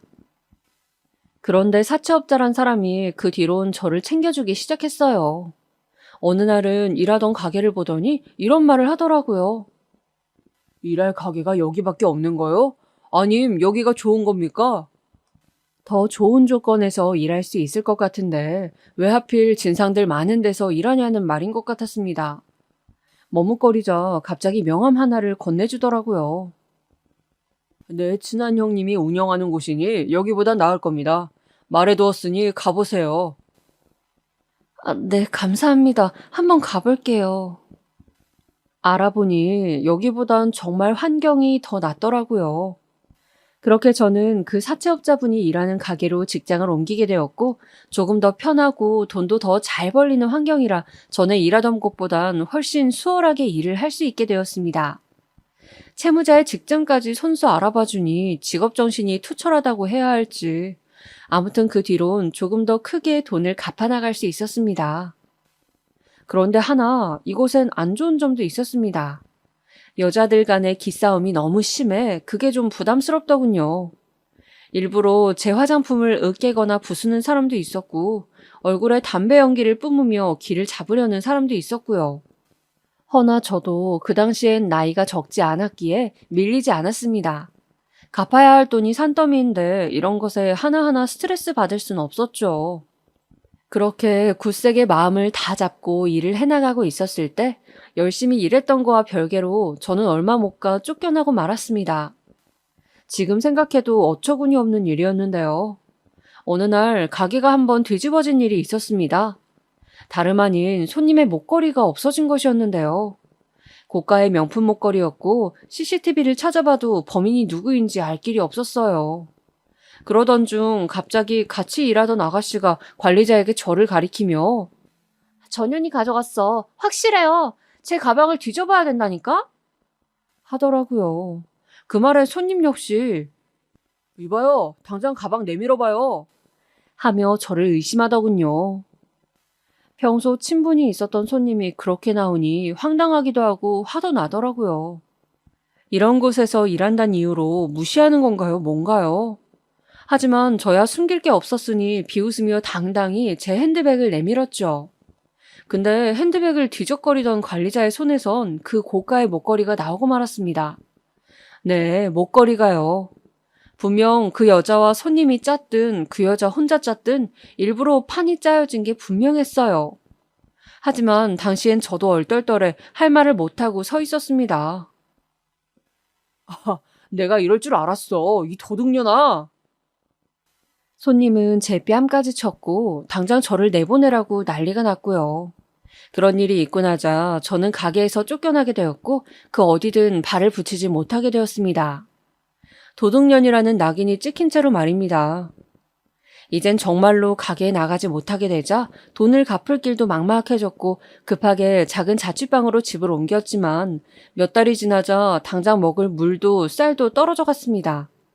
어떻게 내 인생은 이토록 가시밭길인지, 어찌 한 번도 편하게 걸을 수가 없는 것인지, 그때선 거의 초연한 자세가 되어 방 안에서 술만 마시고 있었어요. 그런데 어느 날 누군가 제 방 문을 쾅쾅쾅 두드리더군요. 순간 겁이나 문 쪽을 쳐다봤는데 사채업자가 문 앞을 기웃거리고 있었고 그제야 정신이 들었어요. 제가 갚을 돈이 있다는 사실이 자각되었어요. 큰일이었습니다. 당장 돈이 없으니 제가 할 수 있는 건 장롱 속에 들어가 숨는 것뿐이었습니다. 근데 제가 나가지 않고 있으니 말소리가 들려오더군요. 가게에서 듣고 찾아왔습니다. 갈 데 없다면서요. 할 말이 없어 그저 숨만 죽이고 있는데 사채업자는 태연하게 말을 이었습니다.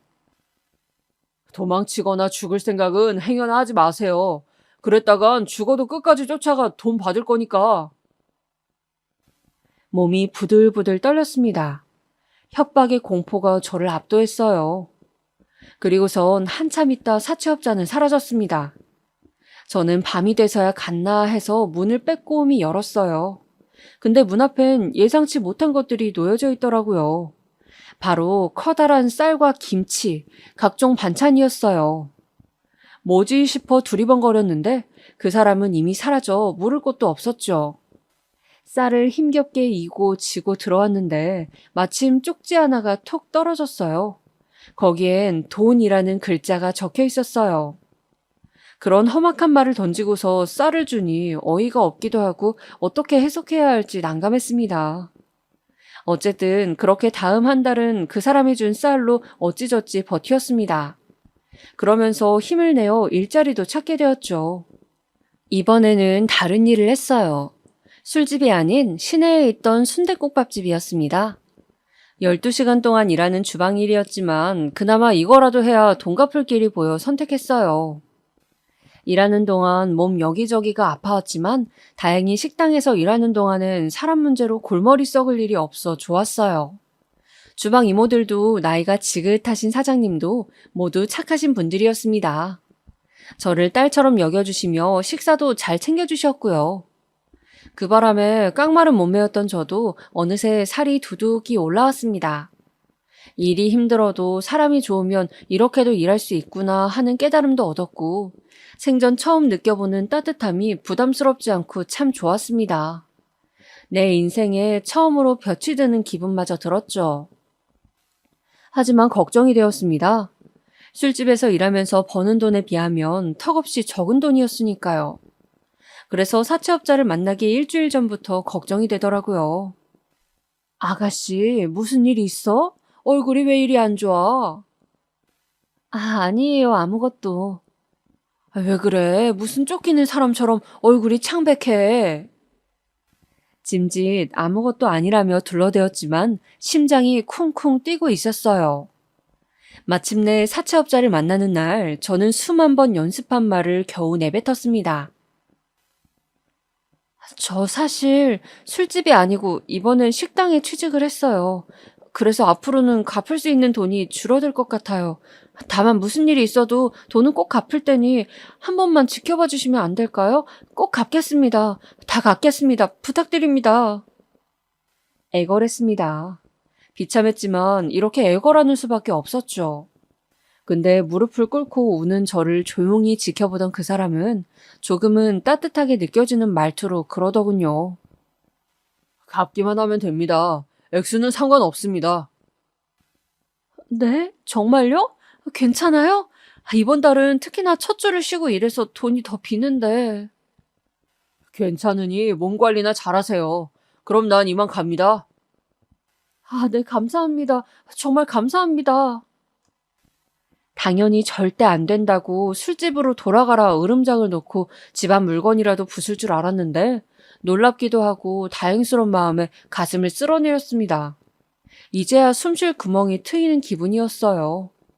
저를 압박하던 것이 돈이었는데 적은 돈이라도 괜찮다고 하니까요. 그 후 제 얼굴이 피었는지 같이 일하시는 이모들도 좋은 일 있어 하고 묻기도 했고 체력이 붙자 일하는 것에도 적응이 되어 갔습니다. 그렇게 3개월 정도 지났을까요? 이상한 사채업자와의 만남은 늘 이상하게 시작해 이상하게 끝이 났습니다. 어느 날은 갑자기 저희 집 문 앞에 과일을 놓고 가기도 하고 돈을 받으러 왔다 하면서 돈은 받지 않고 제게 갑자기 건강하라며 생뚱맞은 말을 건네기도 했죠. 그리고 당시 무거운 쟁반을 나르느라 손목이 아파 파스를 두르고 있는 절 보더니 병원에 가야 낫는다는 말까지 하더라고요. 그렇게 이런 말 저런 말 하다 보니 어느새 저도 그 사채업자를 조금은 덜 무서워할 수 있게 되었습니다. 그리고 어느 무더운 여름날엔 땀을 뻘뻘 흘리며 가게 앞에 서 있길래 저도 모르게 저 괜찮으시면 들어가셔서 식사하시고 가실래요? 권하기도 했습니다. 사실상 제게 돈을 받으러 온 사람이었지만 우리가 채무자와 사채업자 관계라는 건 아무도 추측하지 못했죠. 이모들은 제가 낯선 남자를 끌고 들어오자 뭐야 만나는 남자야? 근데 나쁜 일 하는 사람은 아니지? 좀 생긴 게 거시기 한데 라며 묻기도 했습니다. 그런데 이모들 말을 들어 그런지 저 역시 문득 그런 생각이 들더라고요. 설마 저 사람이 날 좋아하나? 좋아하지 않으면 채무자한테 왜 이렇게까지 잘해주는 거지? 하는 생각이요. 근데 나이 차는 둘째치고 채무자와 사채업자 사이에 애초에 그런 관계가 형성된다는 것이 말이 안 되었죠. 허나 그러던 어느 날 제가 그것을 진지하게 의심할 만한 사건이 일어났는데요. 그날은 한겨울날이었고 국밥집에서 일을 하고 집에 돌아오려던 참이었습니다. 가게 문을 닫는데 저도 모르게 눈앞이 어질어질 하더라고요. 아침부터 몸이 으슬으슬했는데 나아지겠지 싶어 약도 안 먹고 버티던 게 일이 끝나니까 몰려오는 것 같더라고요. 그래서 얼른 집에 가서 쉬어야겠다는 생각으로 발을 뻗었습니다. 근데 발을 뻗은 순간 이상하더라고요. 눈앞이 흐릿해지더니 온몸에 힘이 쭉 빠졌고 그 길로 철푸덕 소리를 내며 정신을 잃었습니다. 눈을 뜨고 나서야 제가 병원에 와 있다는 걸 깨달았죠. 그리고 사채업자가 제 눈앞에 있어 화들짝 놀라 물었습니다. 어떻게 여길? 오늘 돈 주는 날인 거 잊었습니까? 앞불싸 잊고 있었어요. 돈도 집에 있는데 병원에 누워있게 됐으니 난감했죠. 근데 제 표정을 감지하곤 그러더군요. 제가 업고 왔습니다. 인근에 응급실이 있길래 추운 날 얼어 죽을 뻔했다네요, 의사가. 네. 아프면 쉬지 뭐하러 일을 나갑니까? 네? 아플 땐 일 나가지 말고 쉬세요. 그런다고 돈 더 버는 거 아니니까. 몸 건강한 게 최고입니다. 나도 아플 땐 일 안 해요. 아무튼 가겠습니다. 뭐라 말을 해야 할지 몰랐습니다. 누군가 제 몸 걱정을 해준 게 너무 오랜만이라 그런지 그게 사채업자라 그런 건지 할 말을 못 찾겠더라고요. 어색해 손만 만지작거리고 있는데 그 남자는 그러곤 나가더니 병원비까지 계산해주고 갔더라고요. 또 퇴원한 다음 날은 집 앞에 몸을 잘 살피라는 쪽지와 함께 과일 바구니까지 놓아져 있었습니다. 이러니 제가 의심하지 않을 수 없었죠. 혹시나 하는 생각이 들어 그 남자를 만날 때마다 이제는 자꾸 그런 쪽으로 생각하게 되었어요. 그러던 어느 날 조심스레 물어보게 되었습니다. 저기 있잖아요. 혹시 아니 이런 말 어떻게 들리실지 모르겠지만 저 좋아하세요? 이상해서요. 자꾸 저한테 잘해주시고 챙겨주시고 하니까. 근데 그 남자는 질문을 한 제 눈을 뚫어지게 보더니 픽 웃더라고요. 마치 어처구니 없는 질문을 들었다는 듯이요. 저는 지금 누굴 좋아할 상황이 못 됩니다. 네? 좋아할 수가 없는 놈이라고요. 답변 됐죠? 갑니다. 당시엔 몰랐습니다. 그 사람의 그 말이 얼마나 진실에 가까웠는지. 그래서 저는 나중에 그 사람을 떠나보내고 더 많이 울었던 것 같아요. 그 후론 사채업자분을 볼 일이 없었습니다. 마치 계획된 것처럼 어느 날부터 나타나지 않았기 때문이에요. 이상했습니다. 말없이 사라질 사람도 아니었고 다른 사채업자라도 올 텐데 아무도 돈 재촉을 하지 않았거든요. 괜히 불안하기도 했죠. 그래서 제 쪽에서 먼저 연락을 해야 하나 하던 중 모르는 번호로 연락이 왔어요. 저 혹시 김유정 씨 되시나요? 강영식 씨께서 오늘 오후 3시에 돌아가셨는데 김유정 씨 앞으로 남기신 게 있어서 여기 병원으로 오실 수 있을까요? 경찰에게서 온 전화였는데 강영식이라는 낯선 이름의 남자가 제게 무언가를 남겼다고 했습니다. 뭐지 싶어 일이 끝나고 경찰이 알려준 병원으로 향했는데 가는 내내 본능적으로 저는 알고 있었던 것 같기도 합니다. 강영식이 바로 그 사채업자라는 것을요. 그리고 경찰이 건네준 기나긴 편지 한 장을 받았을 때 그 예감이 확신으로 번졌을 때 저도 모르게 그만 몸이 떨려왔습니다. 안녕하세요. 이 편지를 받을 적엔 아마 나는 이 세상에 없을 겁니다. 다만 나의 지난 생을 누군가에게 알릴 수 있다면 그게 당신이었으면 해서 이렇게 남깁니다. 일단 돈은 내가 다 갚았습니다. 밀렸던 돈도 말입니다. 그러니 걱정 말고 당신의 삶을 살아나가시길 바랍니다. 나는 참 못된 놈이었습니다. 사채업자로 살면서 채무자의 돈만을 지독하게 쫓고 받아내기 위해 수단과 방법을 가리지 않았어요. 신이 그런 내 모습을 봤다면 아마 지옥불에 떨어져도 마땅할 악마라고 했을 겁니다. 나로 인해 어떤 사람들은 목숨을 스스로 버리기도 했습니다. 하지만 돈을 갚을 능력이 안 되는 사람들이 자기의 처지를 비관하며 죽어갈 때 나는 그들의 옆에 있어준 게 아니라 그들을 낭떠러지로 떠밀었습니다. 나 같은 사람이 하나만 적었어도 아마 세상은 살만한 공간이 되지 않았을까 싶습니다. 인간으로서 후회와 자책이라는 것을 했을 땐 이미 너무 늦었습니다. 시한부 선고를 받은 뒤입니다. 죽을 날을 받아두고 내 인생을 돌아보니 잘한 것은커녕 잘못한 것 투성이더군요. 어쩌다 내 인생이 이토록 엉망진창이 되어버린 건지, 나란 존재가 어쩌다 이런 쓰레기가 되어버린 건지 알 수 없을 정도로 뒤엉켜 있었습니다. 그래서 당신을 만났을 때 나는 스스로를 조금이라도 용서하고 싶어 호의를 베풀었습니다. 처음으로 인간답게 굴어봤죠. 그러고 나니 살맛이 나더랍니다. 허나 이것이 내 죄에 대한 면죄부가 결코 되지 않으리라는 거 잘 압니다. 그래서 무거운 마음을 안고 떠납니다.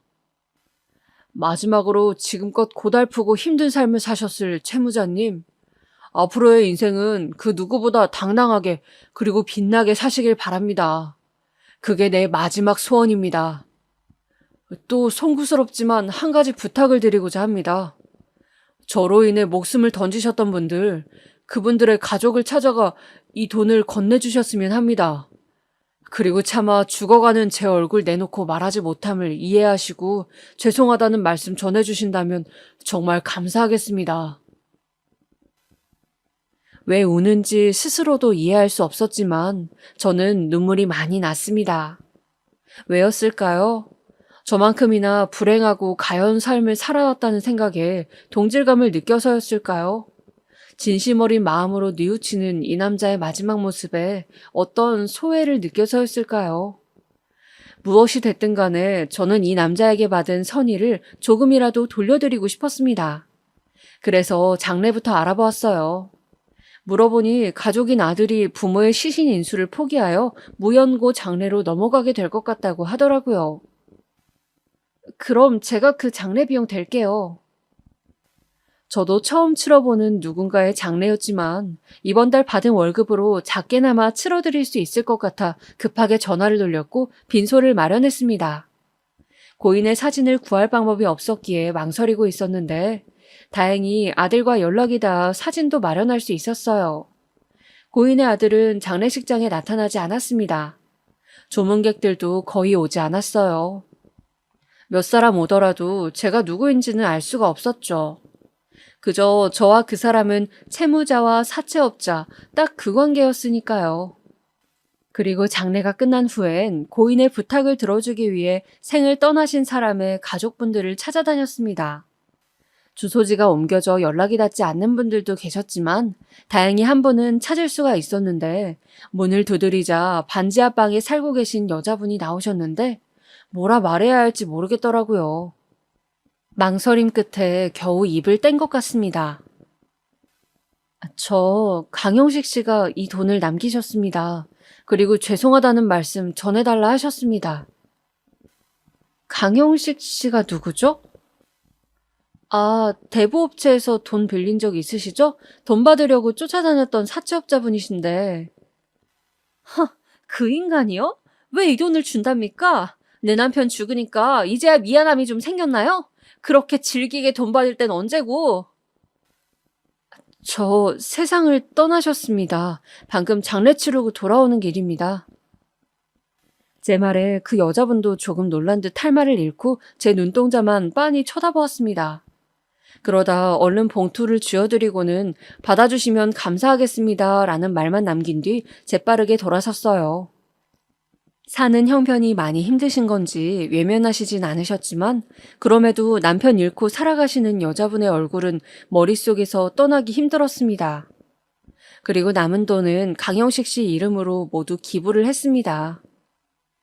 그렇게 고인의 장례를 치러드리고 마지막 부탁을 들어드린 후 저는 다시 제 삶으로 돌아왔습니다. 빚이 없으니 열심히 일하면 일하는 대로 모조리 저축을 할 수 있었고 괜찮은 조건의 집도 구할 수 있었어요. 허나 한동안 고인은 제게 너무나 짙은 잔상으로 남아 있었습니다. 장례를 치러드리면서 제가 고인에 대해 알게 된 사실이 하나 더 있었는데요. 그분의 삶에 관한 것이었어요. 사채업자분은 평범한 회사원으로 지내다가 지인에게 거액의 사기를 당하셨는데 그 후 돈을 많이 벌기 위해 사채업 일을 시작하게 됐고 아들 병원비를 대셨다고 합니다. 무려 20년간을요. 허나 장례식장에선 볼 수 없었던 아들에게마저 외면당했다는 것을 알곤 마음이 아프더군요. 요즘 가끔은 그분이 저에게 한 말이 떠오르곤 해요. 앞으로의 인생은 그 누구보다 당당하게 그리고 빛나게 사시길 바랍니다. 그게 내 마지막 소원입니다. 네, 저는 지금 건강하게 잘 살고 있답니다. 결혼도 앞두고 있고 아이를 낳을 준비도 하고 있죠. 하늘에 계신 고인도 이런 저의 모습을 축복해주고 계실까요? 하늘에선 부디 아프지 않고 건강하게 행복한 모습으로 계셨으면 합니다. 그리고 한 사람의 인생을 구제해 주어 진심으로 감사하다는 말씀, 이 지면을 통해나마 드리고 싶습니다.